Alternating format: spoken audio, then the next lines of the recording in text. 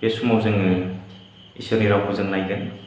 जोङो नायगोन गितफोर बिजाबनिफ्राय 81नि 16खौ जों नायगोन।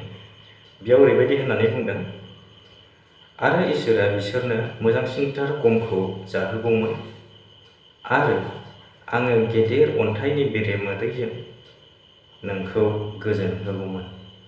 बेयाव इसोरनि रावा बुंदों मोनसे रिग्रेटखौ लानानै। दा बे बाथ्राया बुंदों जाहैबाय इजराइलारिफोरा जे बै मोनसे समाव इसोरजों दैख'ना लाबोजानाय जाथिमोन। मिसर देशआव बिसोर गोबाव सम बान्दा बोनानै दङमोन।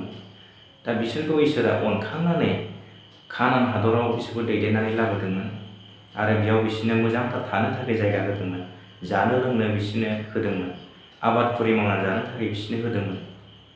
थेवब्लाबो इजराइलारिफोरा, बिनि मानसिफ्रा इसोरखौ नागारनानै गोजानाव थादोंमोन, जायनि थाखाय इसोरा बिसोरनियाव गोबां रोखोमनि नासयजानायफोरखौ लाबोदों। गुबुनारिफ्रा बिसोरखौ गाग्लोबदों, बिसोरो आबाद मावदों, बिसोरो खेथि मावदों, नाथाय बिसोरनि मावनानै दोननाय माइफोरखौ, गमफोरखौ गुबुन जाथिफोरासो लांनानै जाहैदों।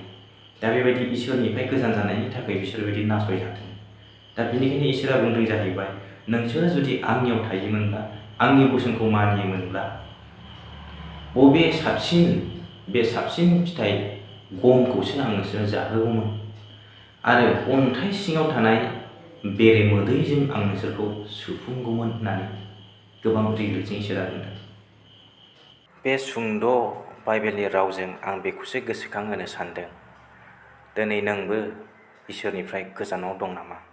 नोंखौ लानानै इसोरनि जिउआ अमासियाव दं नामा? जुदि दङब्ला बेनो नोंनि थाखाय मोजांथार समा, हदाय खाना दोनखानाय इसोरनि बान्थाखौ नाजावनायनि। हामबायसै।